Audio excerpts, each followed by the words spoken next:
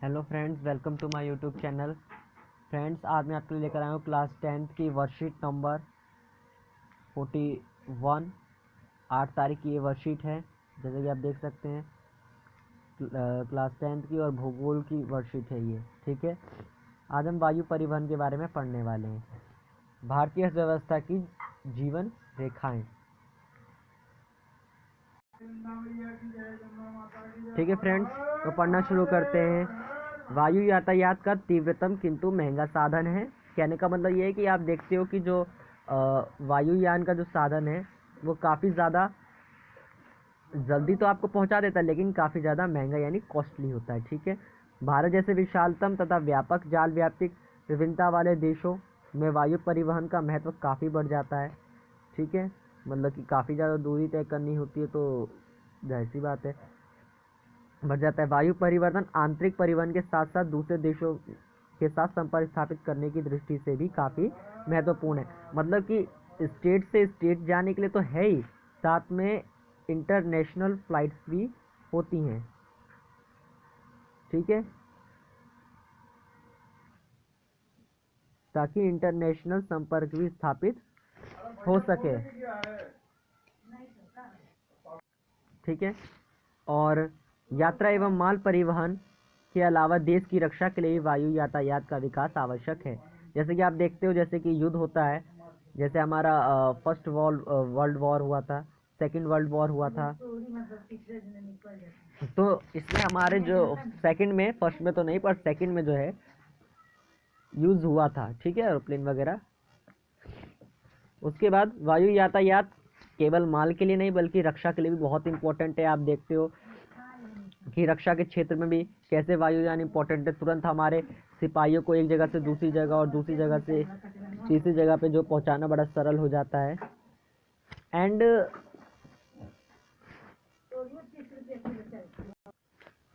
And बहुत important ये role play करता है। आपातकालीन स्थिति में वायु परिवहन की सुविधा सबसे महत्वपूर्ण भूमिका निभाती है। आपने एक मूवी देखी होगी केदारनाथ, जैसे केदारनाथ में एक आपातकाल स्थिति आई थी। उस समय में बाढ़ आ गई थी, बहुत ज़्यादा गंगा नदी का जल स्तर काफ़ी ज़्यादा बढ़ चुका था, जिसके कारण बाढ़ आ गई थी।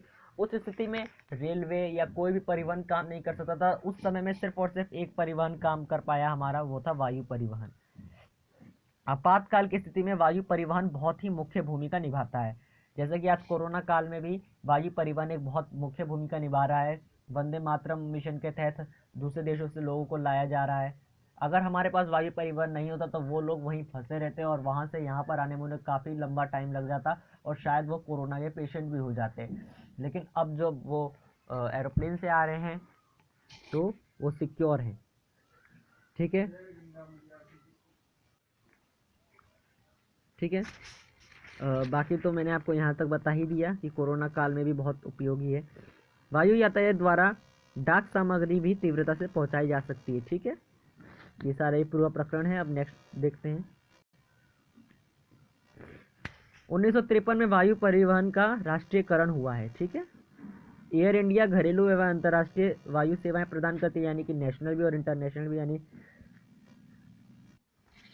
ठीक है, यानी कि ये स्टेट से स्टेट में भी पहुंचाती है एंड इंटरनेशनल भी पहुंचाती है, यानी कि देश से देश में भी पहुंचाती है, ठीक है। पवन हंस हेलीकॉप्टर लिमिटेड देश के अगम्य एवं दुर्गम भागों जैसे उत्तरी पूर्वी राज्यों जम्मू कश्मीर, हिमाचल प्रदेश एवं उत्तराखंड के आंतरिक भागों में हेलीकॉप्टर सेवा उपलब्ध कराता है। ये सब मतलब कि ठंडे और पहाड़ी इलाके जहाँ पर जो है क्लाइमेट, मतलब कि वेदर की दिक्कतें रहती हैं, हमेशा से बारिश रहती है, प्रकोप सा रहता है, ठीक है, मौसम का प्रकोप सा रहता है, तो ऐसी जगहों पर जल्दी जो है हवाई जहाज़ नहीं जा पाते, तो हेलीकॉप्टर की सुविधाएं जो है प्रोवाइड करवाया जाता है हम पवन हंस हेलीकॉप्टर लिमिटेड द्वारा, ठीक है। भारत में वायु परिवहन की शुरुआत जो है 18 फरवरी 1911 में, यानी कि ब्रिटिश इंडिया के टाइम में हुई थी, जाहिर सी बात है, ठीक है, क्योंकि उस टाइम उन्हीं का राज था। और इलाहाबाद से नैनी तक वायु से डाक ले जाया गया था, ठीक है। ये दुनिया की पहली मेल सेवा थी। मेल का मतलब आप समझ रहे हो ना, ईमेल जैसे होता है, मतलब कि डाक वाली सेवा। ठीक है।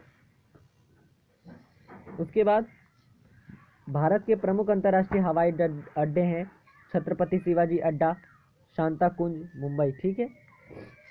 उसके बाद दूसरा, इंदिरा गांधी अंतर्राष्ट्रीय हवाई अड्डा, पालम, दिल्ली, सुभाष चंद्र बोस हवाई अड्डा, दमदम, कोलकाता, मिनमक्कम हवाई अड्डा, और ये आपका चेन्नई में है, ठीक है।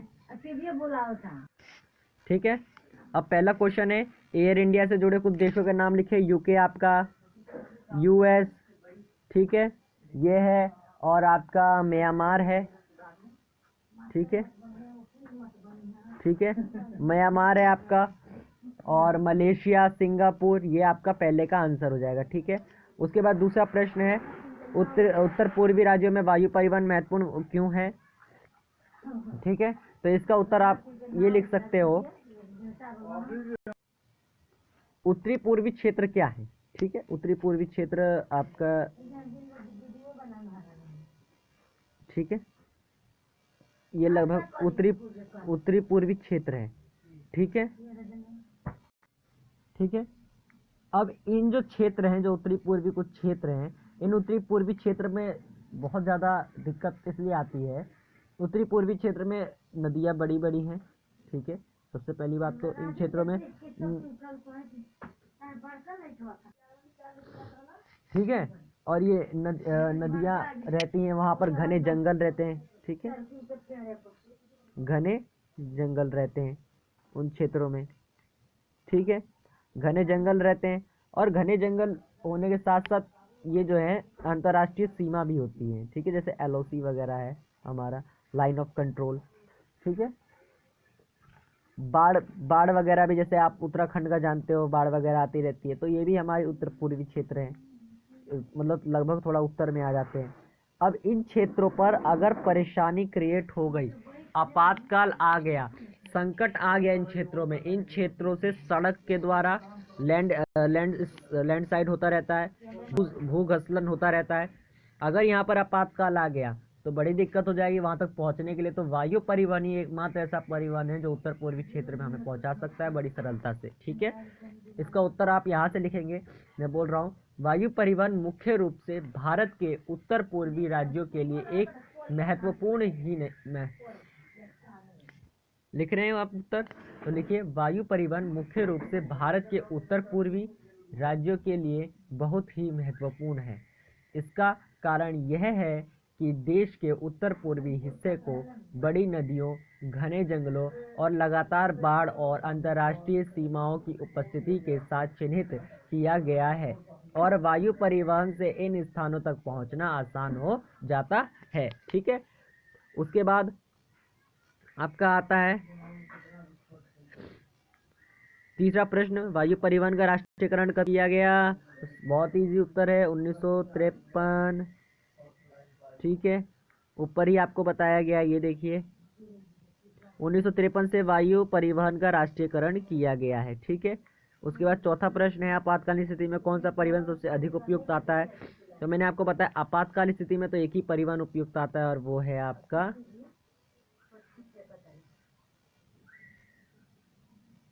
वायु परिवहन, ठीक है। उदाहरण देख सकते हैं आप, केदारनाथ मूवी और ऐसी भी मूवी जिनमें आपातकाल आया हो, ठीक है। तो वायु परिवहन आपका उत्तर हो जाएगा। तो इस तरह से आपकी ये वर्कशीट कंप्लीट होती है।